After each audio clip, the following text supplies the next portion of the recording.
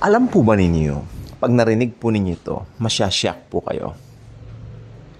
Sapagkat under religion, ganito yan lumago ka sa salita ng Diyos.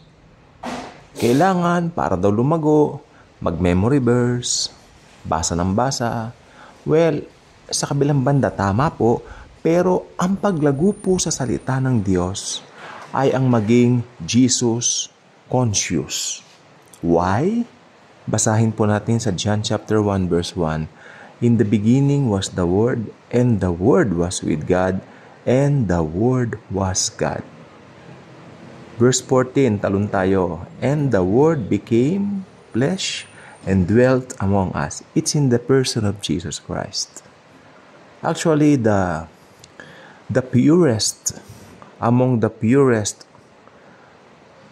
interpretation of that verse is Jesus Himself is the Bible. Since Jesus is in you, si Jesus po ang bahala sa sanctification mo. Yung araw-araw na nananabik ka na magbasa ng Biblia, yun po ay bunga ng sanctification na ibinigay ni Jesus sa atin. It's not something na tayo ang gumawa.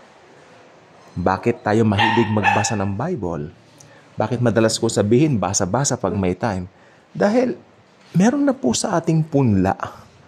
May punla na po ng salita ng Diyos. Ang Panginoong Hesukristo po yan mismo. Okay. So, ayan po ang kahalagahan ng Biblia. Kung alam mo, nalalago ka sa Panginoong Hesukristo, kailangan, pag umaga, maging conscious ka na kasama mo siya. Be conscious about Jesus. Be conscious that He loves you.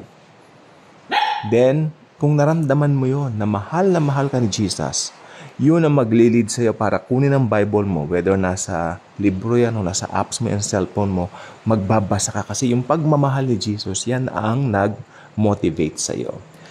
Itong gusto ko sabihin na, be motivated by the right person. And that person is Jesus. You cannot be motivated by the pastor or leaders and all that. No. Dahil si Jesus ay perfect. Because Jesus is God. Jesus lives within us. Kaya ako naniniwala ako, lahat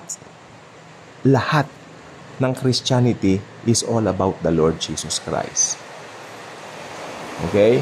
It's not about us. Dahil kung sa atin lang, papalpak ito. Oh, thank you Lord sa ulan. Tumigil tuloy. Binati ko di ba? Yeah, pero itutuloy ni Jesus yan. Naku, may sinampay ako doon. Fine. Okay lang mabasa. Matutuyo bukas dahil sa matutuyo dahil sa yun, maaraw bukas, di po ba? So, ganun po yun. Okay. So, gusto ko mong sabihin sa inyo, ang paglago po sa salita ni Jesus ay hindi po yung binibigla. Kailangan ganun, kailangan ganito agad. Well, pag ganyan po, you are not under grace but under the law. And being under grace ay yung you will let the Holy Spirit lead you sapagkat makapangyarihan ng banal na Espiritu.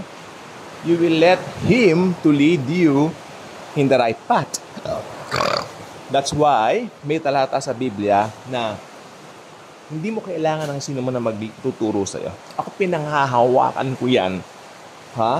Although hindi masama yung mga teachers, don't get me wrong. Pero when it comes to spiritual matters at nangailangan ka ng tulong sa mga bagay na spiritual, go to the Bible. I believe Jesus will direct you to the right verse, chapter. Then from there, makakasumpong ka ng kagaanan. Ang kagaanan ay nasa salita lang ng Diyos. Hindi ka makakasumpong ng kagaanan outside Jesus. Only Jesus can give you peace. At if you have Jesus, you have everything. Hoy, lahat. Walang kakulangan. Pawang kumpleto lahat. Sapagkat Jesus is someone na gustong ibigay lahat ng pangailangan mo. There's no lack if you have Jesus. Again, when you have Jesus, you have everything. Kaya kung hindi pa kayo subscriber sa ating channel, I invite you to do so. Click the notification bell, share this video, share Jesus, His grace, and His love. Hindi nagbabago si Jesus. Ang pagmamahal niya mananatiling forever for us. Thank you. At napakabuti ni Jesus umulan. Ang init po kanina, humid, ano? Ngayon umulan. So, it's the goodness of Jesus. It's all about Jesus, His love, His grace. Yan. Yang rain na yan. Yan, yan. Ay biyaya ni Jesus. Pati kulog, kidlat, lahat. No? Thank you. And Jesus truly loves us all.